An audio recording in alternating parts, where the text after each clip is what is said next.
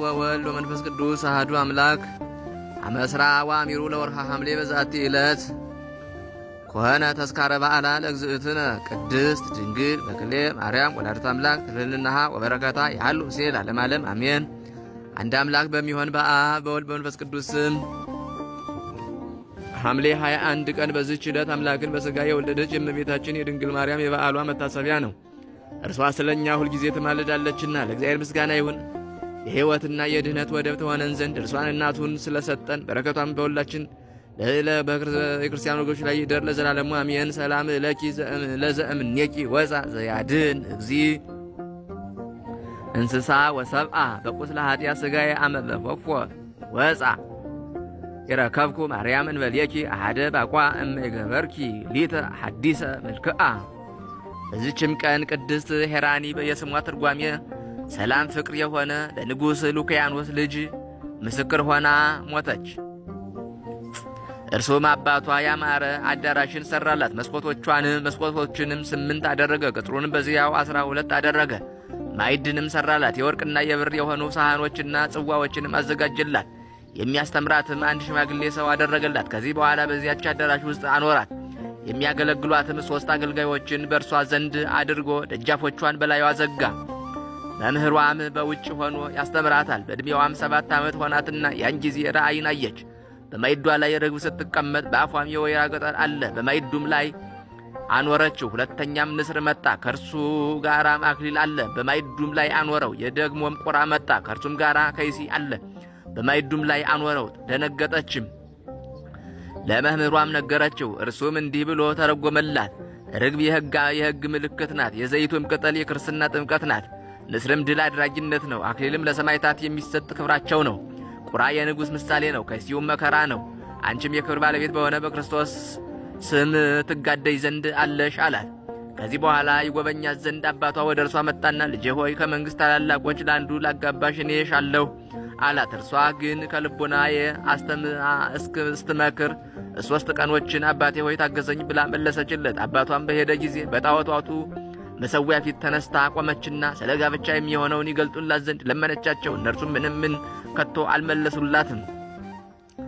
ከዚህም በኋላ ዓይኖቿን ወደ ሰማይ አቅንታ የክርስቲያን አምላክ ሆይ ወደምትፈቅደው ምራኝ ብላ ጸለየች። ያን ጊዜ የእግዚአብሔር መልአክ መጥቶ እንዲህ አላት፣ እነሆ ነገ ከጳውሎስ ደቀ መዛሙርት አንዱ ወደዚች አገር ይመጣል። እርሱም የክርስትና ጥምቀትን ያጠምቅሻል በማግስቱ አላት። በማግስቱም ያ ሐዋርያ መጥቶ የክርስትና ጥምቀትን አጠመቃት። በሦስተኛውም ቀን እንደ ቀጠረቻቸው አባቷና እናቷ መጡ። እርሷም እንዲህ አለቻቸው፣ እኔ ሰማይና ምድርን በፈጠረ በሕያው እግዚአብሔር ልጅ በጌታዬ በኢየሱስ ክርስቶስ የማምን ክርስቲያን ነኝ አለች። አባቷም ይህን ሰምቶ በእርሷ ላይ ተቆጣ። ወደ ከተማውም መካከልም አውጥተው በጎዳና ላይ እንዲጥሏትና በፈረሶች እግር እንዲያስረግጧት አዘዘ። ወታደሮችም ንጉሥ አባቷ እንዳዘዘ አደረጉባት። ግን ምንም ክፉ ነገር ከቶ አልደረሰባትም። ይህንንም ድንቅ ሥራ አባቷና እናቷ ባዩ ጊዜ የክብር ባለቤት በሆነ በጌታ በኢየሱስ ክርስቶስ አመኑ። መንግሥታቸውንም ትተው ለእርሷ ወደ ተሠራው አዳራሽ ሄደው በውስጡ ተቀመጡ። በጎረቤቶቻቸው ያለ ንጉሥም ዜናቸውን በሰማ ጊዜ ወደ እርሳቸው መጥቶ ወደ መንግሥታቸው እንዲመለሱ ተናገራቸው። እነርሱም አልፈለጉም። እርሱም መንግሥታቸውን ያዘ። ቅድስት ሄራኒንም ይዞ አሰቃያት። ከዚያም አንበሶችን እባቦችን በላዩዋ ሰደደ። ምንም አልቀረቡባትም። ሁለተኛዋም በመጋዝ መገዟት። በአንገቷም ውስጥ ታላቅ ድንጋይ አስሮ ከባሕር ላይ ጣላት። የክብር ባለቤት ጌታችንም ከዚህ ሁሉ አድኖ ያለ ጥፋት በጤና አስነሳት።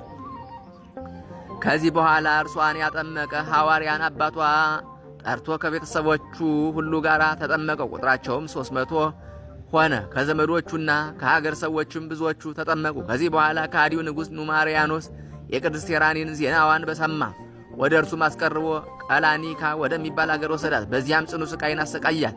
በበሬ አምሳል በተሠራ የናስ በርሚል ውስጥ ዘጋባት። የክብር ባለቤት ጌታችንም ያንን በሬ ሰብሮ ቅድስት ሄራኒን ያለ ጥፋት በጤና አወጣት። ከዚህ በኋላ ኑማርያኖስ ሞቶ በእርሱ ፈንታ ሳፎር ነገሰ። እርሱም የቅድስት ሄራኒን ዜና በሰማ ጊዜ ወደ እርሱ አስቀርቦ በእጁ ውስጥ ባለ በታላቅ ጦር ወጋትና ነፍሷን አሳለፈች። የክብር ባለቤት ጌታችን ኢየሱስ ክርስቶስም ከሞት አስነሳት። ንጉሥ ሳፎርን ባየ ጊዜ እጅግ አደነቀ፣ ሰገደላትም። በጌታችን በኢየሱስ ክርስቶስም አመነ።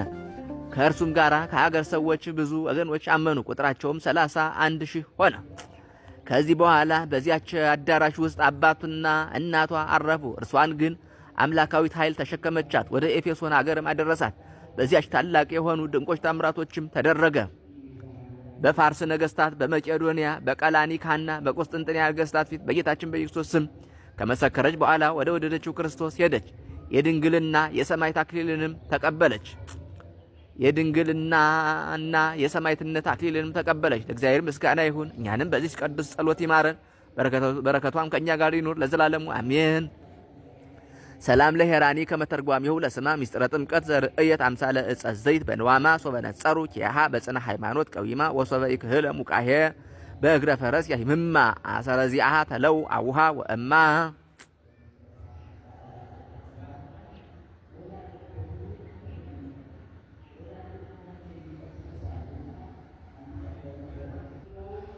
በስመ አብ ወወልድ ወመንፈስ ቅዱስ አሐዱ አምላክ አመስራ ወሰን ይውሎ ረሃብሌ በዛት ይለት ኮነ ሰማዕተ ቅዱስ መቃርስ ወልደ ፋሲለደስ ርዕሰ ወበዛት ይለት ኮነ ሰማዕተ ቅዱስ ለውንቲዮስ ወበዛት ይለት ተስካሮ ለመርኮሮስ ዛቅረብኩ ማይሌታ ዘኪራ ኢላፈም ለተጸምዱ ከዘልፈ ለላነብ ተወግብ ዘሪት መጻፍ እንተረሰይ ከግዚኦ ጸሪቀ መብለት ወቁ በመላቡ ብላ ዘተርፈ ነቢያት ቅዱሳን ሐዋርያት ሰባክያን ሰማዕታት ጻድቃን ደናግል አዲው መነኮሳት ሄራን ባረኮ ባይዛቲ መካነስ ካረጋዊ ላይ ገምነው ሕፃን ለተጻፈው በቅርታሱ ለዛ ጻፈው ዘይደርስ ለዛ ነው ለዘርጎም በልሳን አዲስ ለሰማ ቃሉ በዝነ መንፈስ በጸሎተ እሙ ማርያም አራጅተ ሁሉም ባይ ስቡር የማረነ ኢየሱስ ክርስቶስ ሰላም ለክሙ ጻድቃን ወሰማዕታት ላይ ረፍኩም በዛቲ ዕለት መዋያን ዓለም አንተሙ በብዙ ትዕግስት ሰአሉ ቅድመ ፈጣሪ በኩሉ ሰዓት እንበለንሳ ኪያነ ይንሳአነ ሞት ሰላም ለክሙ ጻድቃን ዛቲ ዕለት ሰላም ለክሙ ጻድቃን ዛቲ ዕለት ኩልክሙ እድ ወአንስ በባስማቲክሙ ቅዱሳነ ሰማይ ወምድር ማኅበረ ሥላሴ አንትሙ ትዝክሩነ በጸሎተክሙ በእንተ ማርያም እሙ ተማይጸነ በክርስቶስ ሥጋው ወደሙ